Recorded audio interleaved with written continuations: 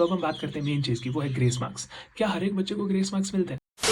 अस्सलाम वालेकुम, I hope you all are doing well. तो जैसा कि आपने देखा होगा, जब क्लास 10th और 12th का रिजल्ट निकला था, तो उसके बाद मैंने दोनों क्लासेस के लिए एक वीडियो बनाई थी, जिस पे हमने जो रिजल्ट के बाद जो डाउट्स होते हैं वो सारे हमने क्लैरिफाई करने की कोशिश करी थी। ओके, तो इस वीडियो में हम बात करेंगे क्लास 11th वालों की, बिकॉज देखो आज यूएफए मीटिंग है जम्मू डिवीजन की, एंड मैंने आपको पहले ही बोला था कि आफ्टर 27 जून आप अपना रिजल्ट एक्सपेक्ट कर सकते हो। अब एक्यूरेट डेट कब होगी वो आपको पता चल जाएगी, जैसे आपका रिजल्ट आएगा आपको मेरी चैनल पे वीडियो मिल जाएगी। ओके, तो कीपिंग दैट अपार्ट, अब हम बात करते हैं, देखो जो डाउट्स हैं, जैसे आपका रिजल्ट आएगा, बहुत सारे डाउट्स हैं, इसीलिए इस वीडियो को एंड तक जरूर देखना, बिकॉज बहुत सारे ऐसे डाउट्स हैं जब आपका रिजल्ट आ जाता है ना, तो वहाँ पे आपके दिमाग में वो डाउट्स हिट जरूर होंगे, इसलिए इट इज बेटर मैं आपको वो चीजें पहले ही समझा के रखूँ। लेकिन वीडियो में आगे बढ़ने से पहले मैं आपको एक चैनल के बारे में बताना चाहता हूँ।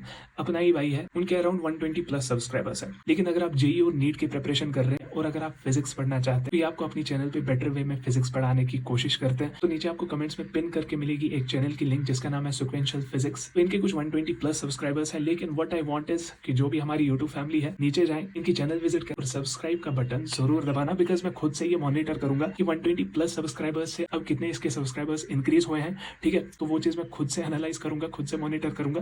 तो ये रिक्वेस्ट है, नीचे चैनल की लिंक है, वहां पे जाए और सब्सक्राइब जरूर करें। ठीक है, देखो फर्स्ट ऑफ ऑल, देखो बहुत सारे बच्चे बोलते हैं रिवैल्यूएशन, जेरोक्स, या हम बात करें बायनअनुअल एग्जामिनेशन की। देखो रिवैल्यूएशन के लिए वही बच्चा अप्लाई कर सकता है। फॉर एग्जांपल कोई सा भी सब्जेक्ट है आपका, फिजिक्स ले लेते हैं, ठीक है, फिजिक्स में आपको मिनिमम 20% मार्क्स चाहिए ताकि आप अपने रिवैल्यूएशन के लिए अप्लाई कर सको। ओके, फॉर एग्जाम्पल अगर फिजिक्स में 100 मार्क्स का पेपर आता है, तो 100 में से आपको मिनिमम 20 मार्क्स होने चाहिए ताकि आप अपनी रिवैल्यूएशन के लिए अप्लाई कर सको। मतलब अगर फॉर एग्जाम्पल कोई बच्चा फेल हो जाता है, खुदा ना खास्ता, वो चाहता है कि मैं रिवैल्यूएशन के लिए अप्लाई करूँ, वहाँ पे मुझे मार्क्स मिल जाएंगे, लेकिन मिनिमम उसके 20% ऑफ मार्क्स होने चाहिए, तब जाके वो रिवैल्यूएशन के लिए अप्लाई कर सकता है। अगर 100 में से 20 मार्क्स मिनिमम चाहिए, अगर उसके 19 होंगे तो उसके पोर्टल में शो ही नहीं करेगा फिजिक्स का सब्जेक्ट रिवैल्यूएशन के लिए। तो रिवैल्यूएशन के लिए वही बच्चा अप्लाई करेगा जिसको पूरा कंफर्म हो कि नहीं मैंने अच्छे पेपर किए हैं, मुझे कम मार्क्स क्यों रखे गए हैं, मैंने तो अच्छे से पेपर किया था। तो अगर आप श्योर हो कि आपके पेपर्स अच्छे हुए हैं, तभी जाके रिवैल्यूएशन के लिए अप्लाई कर लेना, अदरवाइज अपने पैसे वेस्ट नहीं करना। ठीक है, बाकी रही बात जेरोक्स की, जेरोक्स के लिए कोई भी अप्लाई कर सकता है, किसी को अपने पेपर्स देखने हो तो उसके लिए आप अप्लाई कर सकते हो। ओके, एंड बात रही फिर बायनअनुअल एग्जामिनेशन की, एंड में हम बात करेंगे ग्रेस मार्क्स की। तो बात करते हैं बायनअनुअल एग्जामिनेशन की। बायनअनुअल एग्जामिनेशन भी अगर हम बताएं अगस्त सितंबर में होगा आपका, ठीक है, क्लास 11th के बच्चों का। मतलब इट इज फॉर श्योर, देखो 100% तो रिजल्ट नहीं आने वाला है क्लास 11th का। अगर 100% आया तो मतलब सभी बच्चे पास हो जाएंगे, मतलब वो चीज तो इम्पॉसिबल है। अगर हो भी जाए तो ये एक हिस्ट्री बन जाएगी, राइट, कि क्लास 11th में 100% ऑफ रिजल्ट निकला।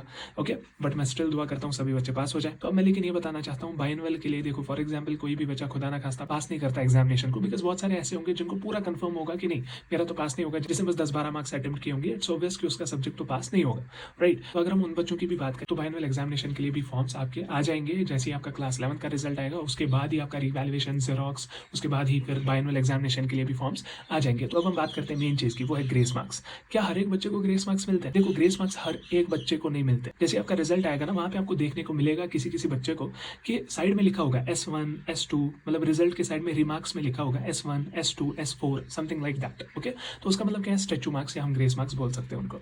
तो सभी बच्चों को ग्रेस मार्क्स नहीं दिए जाते। ग्रेस मार्क्स किन बच्चों को दिए जाते हैं, अच्छे से सुनना, गौर से सुनना। 36% ऑफ टोटल मार्क्स आपके पासिंग मार्क्स है क्लास 11th के बच्चों के लिए, ठीक है, एक्सेप्ट आपका इंग्लिश पेपर। इंग्लिश में आपके 33% of total marks passing marks है, मतलब 33% ऑफ 80 मार्क्स। 80 मार्क्स का आपका वो पेपर आ जाता है एग्जामिनेशन में, तो 33% ऑफ 80 इज 26 मार्क्स। ओके, देखो मैंने मिनिमम मार्क्स लिए, मतलब पासिंग मार्क्स लिए हर एक सब्जेक्ट के। अगर कोई बच्चा है जिसके पासिंग मार्क्स आ रहे हैं, देखो इंग्लिश उसका पास हो रहा है यहाँ पे 26 आउट ऑफ 80। अगर हम यहाँ पे बताएं फिजिक्स उसका पास हो रहा है 25 आउट ऑफ 70। यहाँ पे बायोलॉजी भी उसका पास हो रहा है 25 आउट ऑफ 70।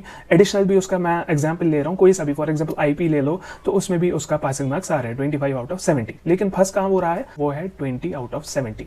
यहाँ पे अगर हम बताएं केमिस्ट्री में जो उसके पासिंग मार्क्स है वो है 25, बट उसके कितने आ रहे हैं 20। लेकिन जेके बोस यहाँ पे अगर आप देखो तो जेके बोस यहाँ पे क्लियरली मेंशन कर रहे हैं, अगर बच्चा कोई भी फेल हो रहा है तो उसका जो है, अगर मैक्सिमम, देखो मैक्सिमम आपके 5 मार्क्स ग्रेस मार्क्स मिल जाते हैं।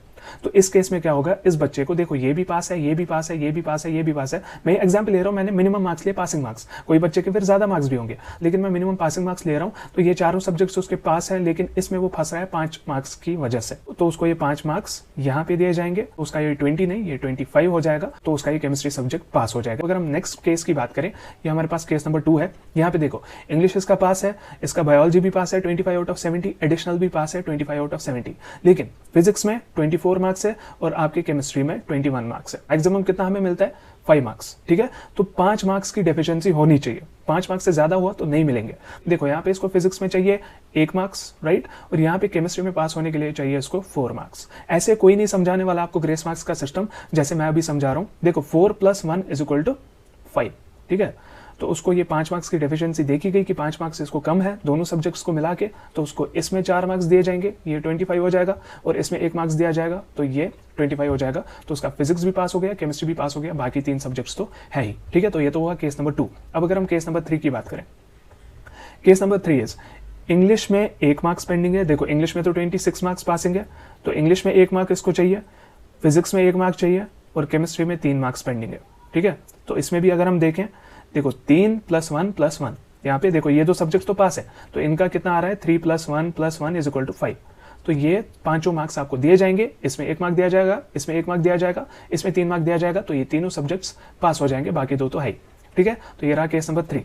तो केस नंबर 4 हमारे पास क्या है, इंग्लिश में भी 1 मार्क चाहिए, फिजिक्स में भी 1 मार्क चाहिए पास होने के लिए, केमिस्ट्री के लिए 2 मार्क चाहिए पास होने के लिए, और बायोलॉजी के लिए भी 1 मार्क चाहिए पास होने के लिए। ये एडिशनल जो है ये पास है ऑलरेडी।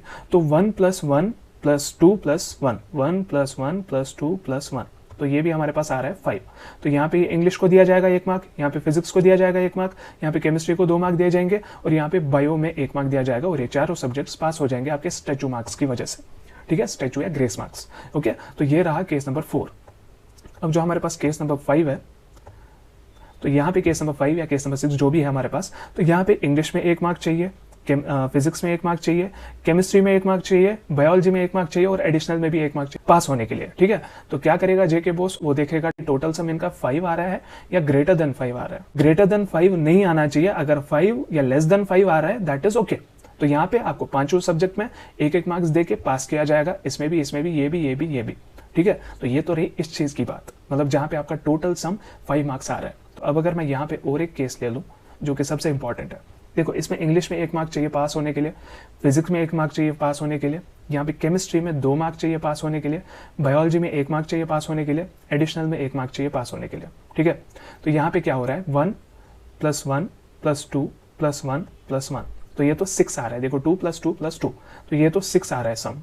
अब इस केस में क्या होगा, कोई बच्चा ये सोचेगा कि चलो 6 है तो एटलीस्ट 5 मार्क्स तो दे ही देंगे, एटलीस्ट 4 सब्जेक्ट तो पास कर ले मेरे। नहीं, इस केस में क्या होगा, ये सब्जेक्ट भी रेपियर आएगा, ये सब्जेक्ट भी रेपियर आएगा, ये भी आएगा, ये भी आएगा, एंड ये भी आएगा। किसी भी सब्जेक्ट में ग्रेस मार्क्स नहीं मिलेंगे। तो आई होप कि आपको ये ग्रेस मार्क्स का सिस्टम समझ में आ गया होगा। मैं क्यों बोल रहा हूँ पहले, बिकॉज जैसे ही आपका रिजल्ट आता है ना, उसके बाद इतने स्क्रीनशॉट्स मुझे भेजते हैं ना लोग कि इसको ग्रेस मार्क्स क्यों नहीं दिए हैं, उसको ग्रेस मार्क्स क्यों नहीं दिए हैं। तो इसलिए आई थॉट इट बेटर कि आपको पहले ही बताया जाए।